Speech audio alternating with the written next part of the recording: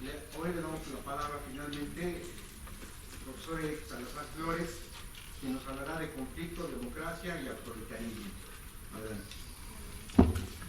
Bueno, muchas gracias. Bueno, en primer lugar, me gustaría celebrar que estemos aquí en esta facultad hablando sobre estos temas. Creo que es indispensable que nos sentemos a reflexionar sobre algunos de los procesos que se están dando a nuestro alrededor, entendiendo que pueden llevarnos a muchos caminos. Creo que eso es algo importante, ¿no? O sea, no creo que necesariamente la efervescencia social o el propio surgimiento de un movimiento tenga que llevar a algo necesariamente progresista o a una mejoría, pero sí es importante reflexionar sobre ello para ver qué posibilidades abren. Esa es la cuestión que considero importante, ¿no? ¿Qué caminos abren y cómo podemos, digamos, aprovecharnos de esos caminos que pueden abrir? El primer tema del que voy a hablar es la democracia. Me gustaría pues sí, que se reflexionara sobre ello y que se generara, digamos, algo a partir de lo que voy a decir, es decir, que pudiéramos problematizar y ser un tanto críticos, ¿no?, con la noción de democracia en la forma en que se ha hecho institucional, ¿no? O sea, la forma en que la entendemos actualmente, el concepto de democracia. Todos estamos familiarizados con el propio concepto, cualquier persona que hable acerca del destino de la sociedad, hacia dónde podemos ir, un poco los temas políticos, cualquier, digamos, charla que tenga que ver con eso va a hablar de democracia. También sabemos que significa, de acuerdo a su origen etimológico, el poder del pueblo. O sea, la idea es demos pueblo y kratos poder. Sabemos eso. En la antigüedad griega se le veía como una forma de gobierno que respondía a la pregunta ¿para quién se gobierna? Eso es algo muy importante cuando hablamos de democracia. Esa es la pregunta que responde: ¿para quién se va a gobernar? Entonces Aristóteles nos marca que hay tres tipos de gobierno. Uno es la monarquía, que es el de uno; el otro es la aristocracia, que es el de unos cuantos; y la democracia, que es la forma de gobierno que se gobierna para los más. Por supuesto, los tres pueden devenir en, digamos, una forma en que no se cumplen los objetivos, ¿no? La monarquía puede devenir en tiranía, la aristocracia puede devenir en oligarquía, y la democracia puede devenir también en demagogia, cuando no se cumplen esos objetivos de que se gobierne realmente para el pueblo. Y bueno, basado en la antigüedad griega, me gustaría retomar una fecha que es muy importante, ¿no?, para entender el tema de la democracia, que en 1789, obviamente es la fecha de la Revolución Francesa. Es una época donde se va a retomar mucho del ideario democrático. Por supuesto, no es casual, se está terminando con el antiguo régimen, se está cuestionando a la monarquía y se está dando paso, por supuesto, a una nueva clase social, a la burguesía, a un nuevo sistema económico, el capitalismo. No es casual que surge en ese momento la Revolución Francesa y se retoma el ideario democrático. Al final es una revolución burguesa, la Revolución Francesa. Y se va a retomar también porque se está dejando de lado, digamos, las nociones que van a dar legitimidad a los gobiernos.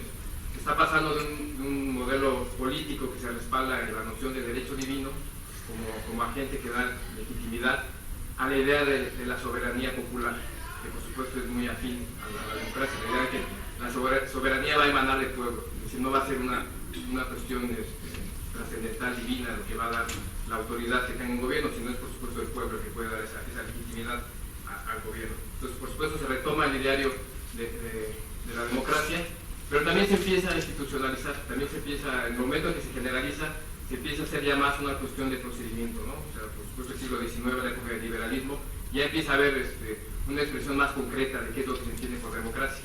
Ya va a haber una serie de reglas que se tienen que seguir para hablar de democracia.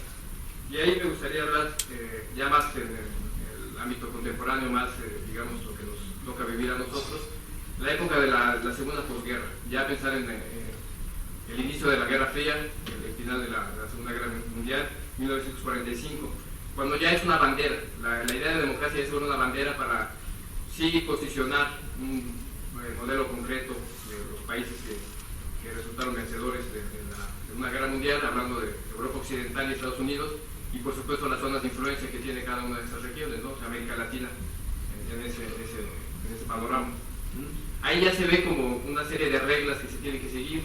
Se utiliza como una forma de descalificar el proyecto socialista, comunista que se está dando en China, en Europa Oriental, de decir, bueno, ahí es un modelo totalitario y Europa Occidental y Estados Unidos son modelos democráticos, porque hay diferentes partidos, ¿no? Ya es una cuestión totalmente institucional, totalmente abocado al procedimiento.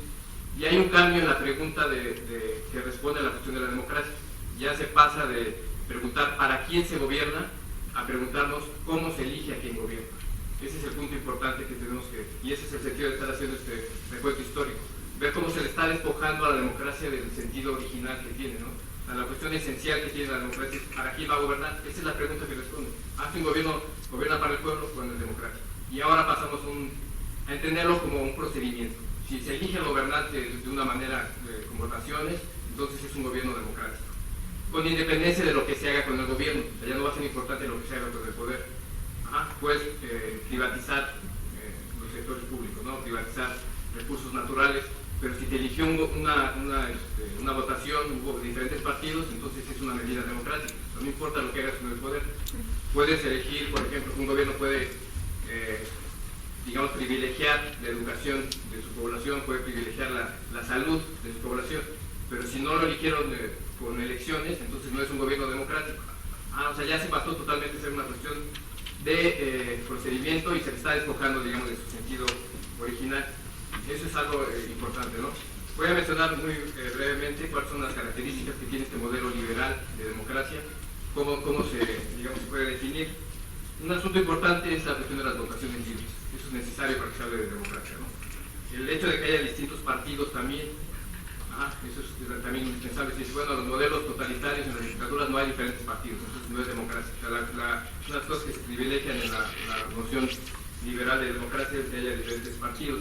Y la representación, el hecho de que alguien más va a tomar las decisiones políticas. Eso es un punto importante que tiene el modelo liberal. Nosotros le cedemos a alguien más la posibilidad de elegir políticamente. Y por supuesto me gustaría cuestionar esta forma de entender la democracia de cara a una forma diferente que podemos apropiarnos del concepto, ¿no? Para quienes sí pensamos que es necesario que vivamos en sociedades democráticas, sí, pero ¿cómo podría ser esa forma diferente de pensar la democracia? El primer problema que tiene esta forma de entender la democracia en el sentido liberal es pensar que por el hecho de que haya diferentes partidos van a estar representados los intereses de todos nosotros. Creo que eso es una falacia, o sea, lo vemos muy claramente, no porque podamos elegir entre 2 o 3 o 4 o 7 partidos vamos a estar representados todos en los partidos políticos. Eso creo que lo vivimos cotidianamente. Puede haber partidos que elijan uno quien quiere regalar los recursos naturales y el otro quien quiere venderlos, y pues, básicamente esas son las opciones que tenemos que elegir muchas veces en el panorama político.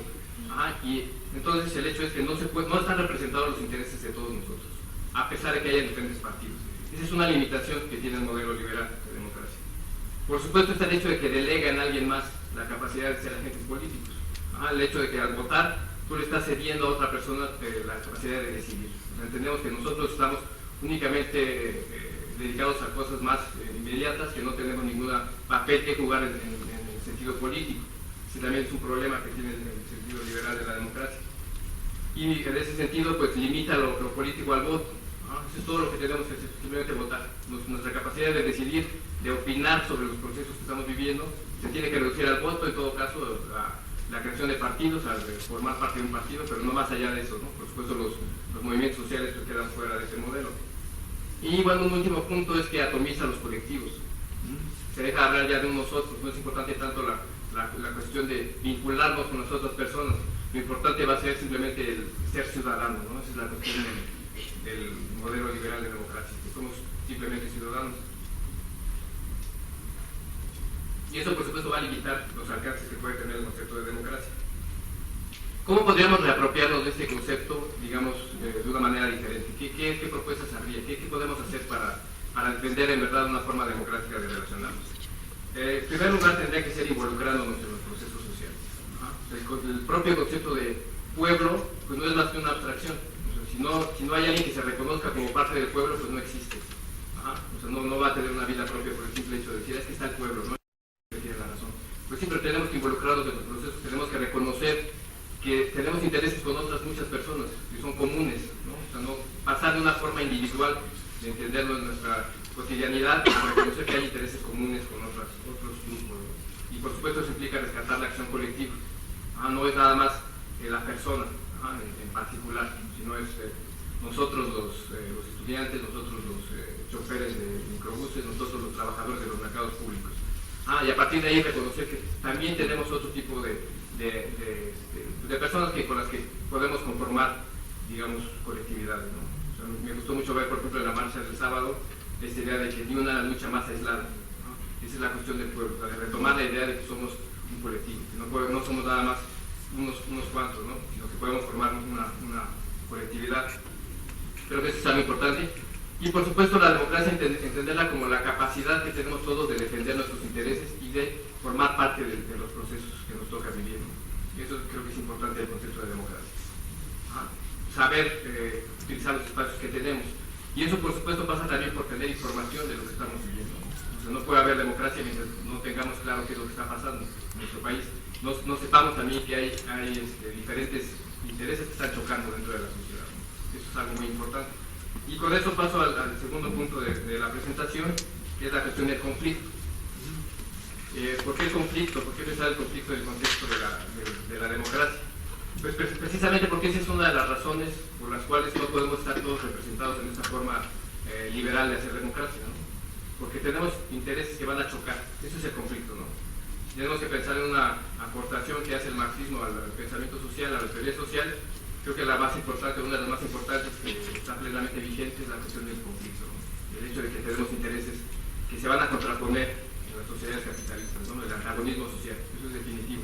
Y eso por supuesto que va a estar detrás de que no pueda haber un modelo democrático en una sociedad como la que vivimos. O sea, mientras haya esas desigualdades, mientras haya esa forma de solucionar los conflictos, no puede haber democracia. Ese es un punto muy importante que relaciona el concepto de conflicto en el punto de la democracia.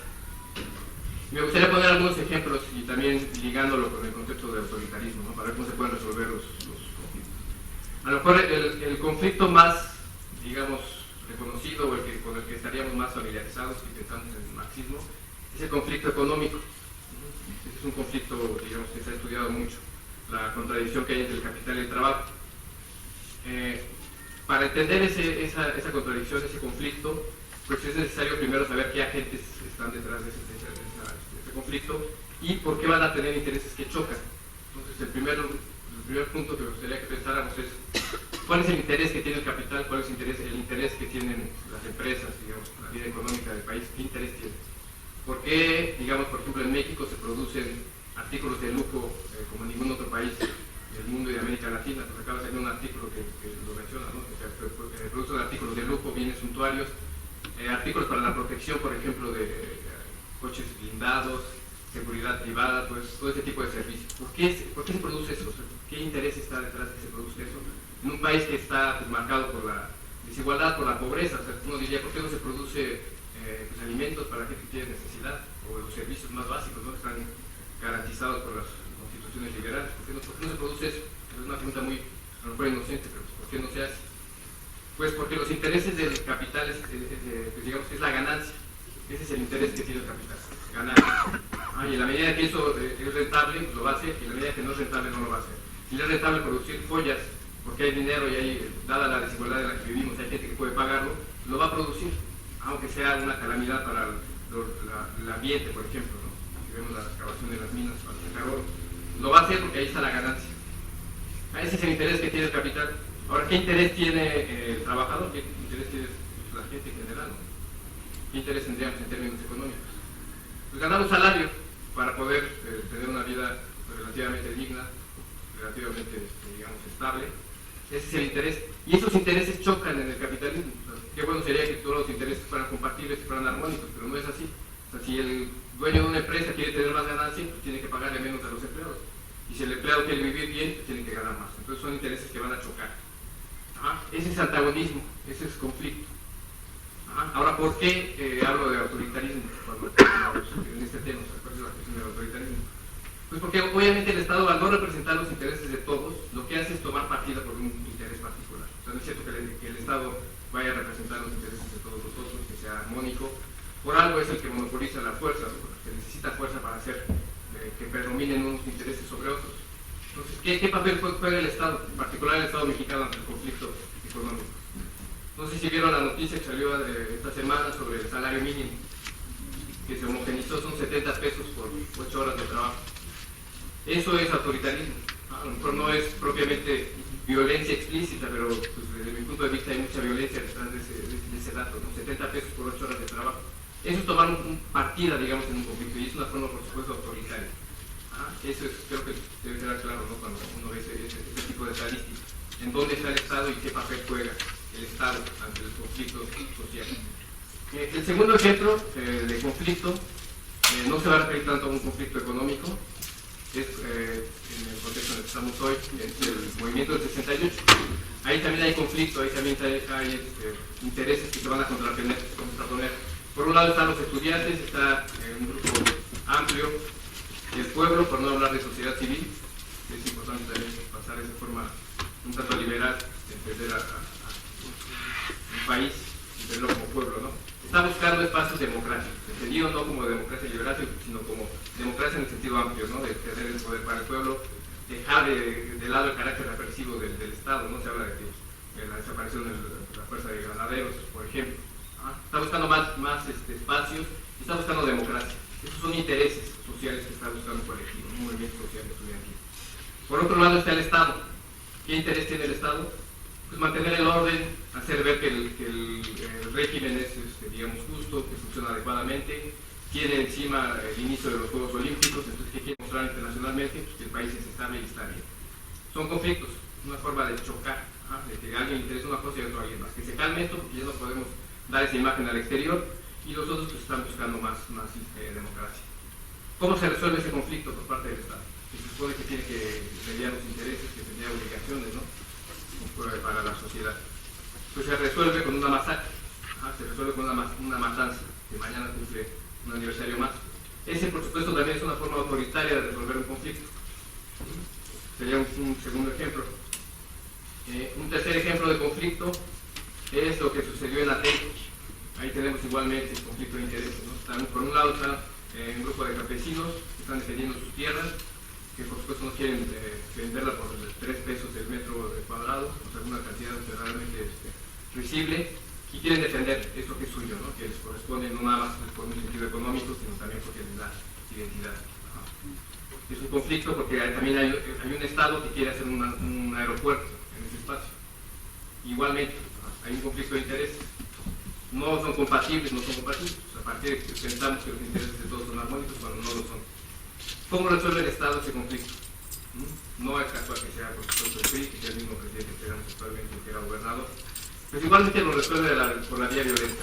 Y eso, por supuesto, es autoritarismo. Es una forma de, a ver, aquí yo tengo el poder, tú tienes un interés, tú tienes otro interés, el que decide soy yo y vamos a usar la vía de la fuerza. Eso es un ejemplo más de autoritarismo.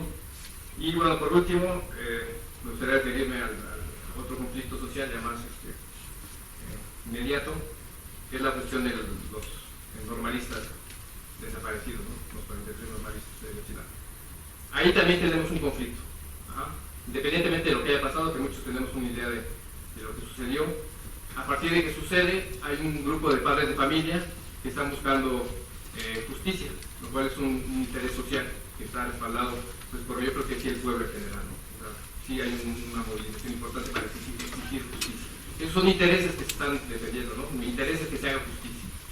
El Estado, por supuesto, también tiene otros intereses. No le conviene que se haga justicia porque evidentemente pues, se va a quedar de manifiesto que quiénes son los responsables, ¿no? Que están involucrados los 3 niveles de gobierno. Hay un conflicto ahí, ¿no? Hay quien quiere justicia social, hay quien quiere que se castigue a los culpables y se aclare lo sucedido, y hay quien quiere que el Estado no salga afectado y que sencillamente se carguen las cosas para que eso no suba de tono, ¿no? Internacionalmente. Y la respuesta que da el gobierno es lo que hace Murillo Karam, ¿no? De decir, pues, sencillamente los mató el crimen organizado, es su culpa, esto no tiene nada que ver, y los incineraron en un basurero. Quien esté de acuerdo bien y quien no esté de acuerdo, pues también, porque eso es la verdad histórica, eso es lo que sucedió y punto, se acabó.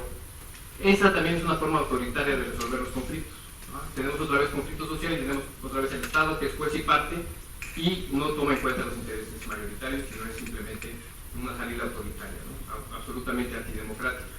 Entonces, creo que es un ejemplo también de conflicto y de autoritarismo, ¿no? El ver este caso. Y bueno, por supuesto lo que sucedió, lo que muchos estamos claros que fue un crimen de Estado, pues es un ejemplo muy cierto de autoritarismo igualmente, ¿no? Bueno, esos son los temas que quería compartirles, esperando que pues genere alguna reflexión también de aquel lado. Y muchas gracias.